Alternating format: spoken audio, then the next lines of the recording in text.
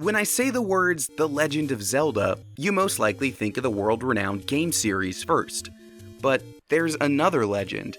The legend of how Nintendo genius Shigeru Miyamoto was inspired to create the games in the first place. It's been embellished over the years, but the basic story remains the same. Miyamoto grew up in Sonobe, a remote part of Japan's Kyoto prefecture. A child of the 1950s and 60s, he often explored the countryside around his home, and one day he came upon a mysterious hole in the ground. He returned later with a lantern and explored the hole, discovering a larger cave passage inside. This is clearly reflected at the start of Zelda 1. Entering a cave is literally the first thing you do.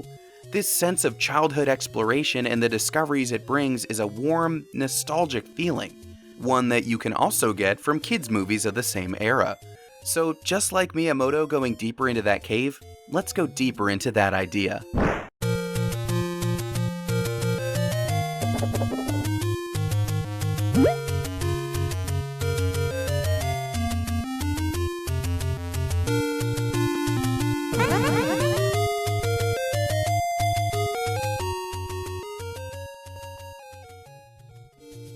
The Zelda series needs no introduction, but I will give you an elevator pitch just in case.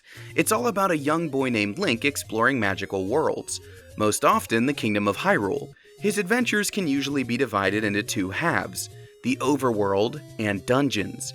While the specific tasks you complete in each half may differ, they're bound together by similar experiences: overcoming obstacles, uncovering secrets, and obtaining items. In later games, Link would get fairy companions to help him out with all of that stuff. And luckily for me, I have my own fairy companion to help out in this video. Hey, it's me, your frickin' fairy stepfather. You can explore outside all you want, just get back here before dinner. Your mom's making that big lasagna again, and I ain't gonna let it get cold. We're going to explore more than just the game here, because Miyamoto's childhood adventures are only one ingredient in Zelda's recipe. 80s adventure movies are also a key part of the process. During an interview with Nintendo.com, Miyamoto was asked about the movies releasing around the same time as Zelda 1. His response: "Right, I wanted to bring that sense of adventure to a video game. I decided to make an adventure game based on treasure hunting, and that was the beginning of The Legend of Zelda." So, along with the original Zelda game, we're going to talk about two of its movie contemporaries, Stand By Me and The Goonies. When we look at these three experiences together, we can see common threads that help to weave that sense of childhood exploration. Both movies are set in Oregon, and both involve a gang of young friends reaching some ultimate destination. In Stand By Me, the boys are looking for a dead body in the woods. That's a great lens for looking at Zelda's overworld. And The Goonies is perfect for talking about dungeons, since the bulk of the movie sees the kids exploring a secret area under the Fratelli gang's hideout. And remember, spoiler warnings for all of that stuff in this video. Let's hear what you have to say then, kid. Then I'm hopping out for my smoke break. At the risk of sounding trite, Zelda 1 has new things to discover on every screen. You never know what's going to pop up when that camera starts shifting. You could find a band of Octoroks, or a fairy fountain, or a merchant, or a dungeon entrance. When it comes to our movie choices, you never know when a junkyard dog is going to be sicked on you, or when you'll finally reach that pirate ship far underground. But our heroes can't always transition from one area to the next with ease. There are always obstacles in the way. Most of the time, these obstacles are enemies. Link has to fight all sorts of creatures that bounce around the screen or fire off ranged attacks. The boys in Stand By Me have to face similar challenges. First and foremost is Ace, their neighborhood bully. He pins down Chris and threatens him with cigarette burns just before the boys set off on their adventure. There are also natural enemies they must face. After crossing a swamp, they find themselves covered in blood-sucking leeches. Leeches! Oh my God! While Link can avoid overworld enemies simply by maneuvering around them, he doesn't always have that luxury inside of a dungeon. Often, you're required to defeat every enemy in a particular room to open an attached door or receive a key to open a different door. Likewise, the Goonies are pursued by the Fratelli gang for most of their adventure, and they are forced to reckon with them each time to avoid getting caught. Facing enemies requires our heroes to win with physical strength, but when it comes to puzzles, it's all about brain power. Zelda has two main overworld puzzles, the Lost Woods and the Lost Hills. The method for passing through both of these areas is the same. You have to find the correct path forward, or you'll be stuck on an endlessly repeating screen.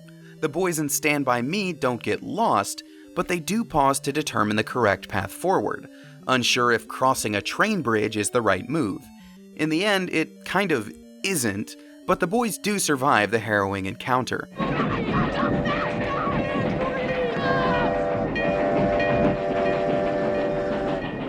Zelda's dungeons are of course chock full of puzzles, and most commonly you'll have to light up dark rooms with the candle or push the correct block to reveal the path forward. Pushing the correct object is exactly what happens in the Goonies when the gang finds a bone organ. By playing the correct notes, Andy is able to open the next chamber.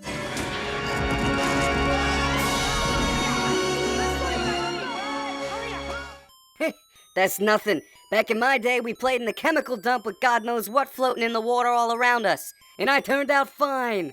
Throughout our heroes' adventures, they are constantly facing obstacles. They're challenged both physically and mentally, but it all serves a purpose of making them stronger. By the end, we'll see just how far they've come. We'll also see them uncover fun secrets along the way. Secrets in Zelda's overworld are abundant. You can burn away bushes and bomb rock walls to find all sorts of hidden rooms. These can reward you with new items, free money, and in a small handful of cases, a convenient way to quickly warp around the map. But perhaps the most useful caves contain wise old men and women who will impart knowledge that will help you discover things you might not otherwise find. In fact, speaking to them is how you'll learn the correct path through the woods or up the mountain that I mentioned earlier. This idea of gaining information from your elders is actually the impetus for the entire plot of Stand By Me. Vern overhears some older boys talking about the dead body outside of town. When he brings this information to his friends, they decide to travel together to see the corpse. Information learned tells them exactly where to go. Of course, the most famous secret in games has become a trope at this point. You always check behind the waterfall for something special. In Zelda 1, which as far as I know is the first game that featured this, that's where Link finds the woman who will tell him how to climb the mountain. I will break my pattern a little bit here to compare this overworld moment to the Goonies, because the gang quite literally walks through a waterfall to find treasure themselves. Sure, it turns out to be loose change at the bottom of a wishing well, but it's a discovery nonetheless. Probably a couple hundred years before President Lincoln, George Washington. And within dungeons, there are plenty of secrets to find. You'll be bombing lots of walls if you want to open every room. Likewise, the Goonies find a secret entrance in the Fratelli's hideout that leads them into the underground. There's a hidden passage in the old fireplace that leads to the tunnels below. Hey, don't go down that far underground tonight. Your mother's also making garlic bread with the lasagna, and you know it tastes best right out of the oven. The reward for overcoming obstacles is the uncovering of secrets, whether that be new information or something shinier. These celebratory moments are what keep our heroes going. But there's one more piece of the puzzle that gets us to our climactic moment, and that's the use of items. When it comes to Zelda, the concept of items is very clear. Link gathers all sorts of handy tools along his journey. We've already talked about the candle and bombs, but of course there's so much more, like the signature sword and shield or the bow and arrow. Sometimes you can't get what you want through sheer willpower. You need these items to assist you. Upgrades like heart containers are just out of reach, and you must return with the required item to actually obtain them. Within dungeons, correct use of these tools is the only way to defeat certain bosses and collect those all-important Triforce pieces. Dodongos are defeated when they swallow your bombs, Digdogger is weakened by the sound of the flute, and perennial bad guy Ganon cannot be defeated without silver arrows. You've passed all the obstacles, found all the secrets, and now you must use items to finish the job. Using all the tools at your disposal is how you overcome the ultimate challenge and complete your journey. It may seem extreme, but the key item in Stand By Me is the pistol that Chris steals from his dad.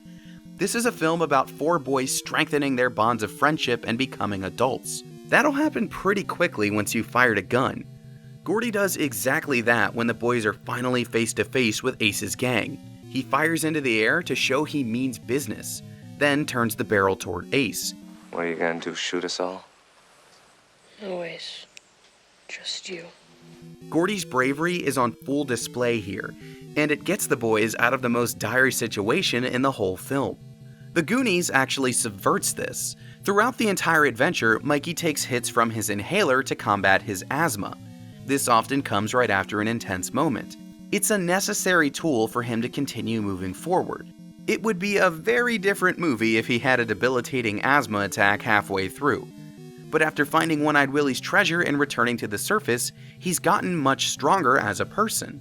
He seemingly overcomes his asthma altogether, tossing the inhaler aside. Who needs it?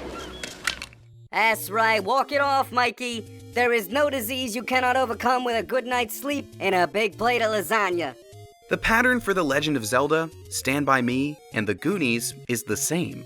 Our heroes have a goal, but to achieve it, they must overcome a heap of obstacles, which are often physical foes that must be defeated with force, or puzzles that must be solved mentally. Small secrets and discoveries along the way keep them going. These are little rewards that motivate them to reach the final destination. And when they get there, they must use the items they acquired along the way to face down that final threat and complete their journey. Link defeats Ganon and saves Zelda. The Stand By Me boys scare off Ace when they find the dead body. And the Goonies discover One-Eyed Willie's treasure and save their neighborhood. We don't have to leave the Goondock! There'll be no more signing today or ever again! Many of us went exploring as kids. We went on little adventures with our friends. Sure, they weren't remotely as intense as the stories we've studied here, but the feelings are the same. Discovery, victory, nostalgia, which is perhaps the most powerful of all. It's why these timeless classics still resonate today. So while I will never obtain the Triforce in the real world, I can share in Link's victory, because I do know what it's like to reach the end of an adventure.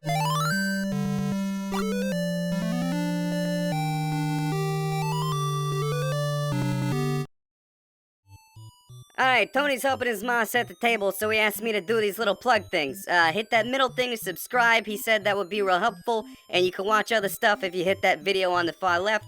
And he said, thanks for watching. Okay, it's dinner time. I'm out.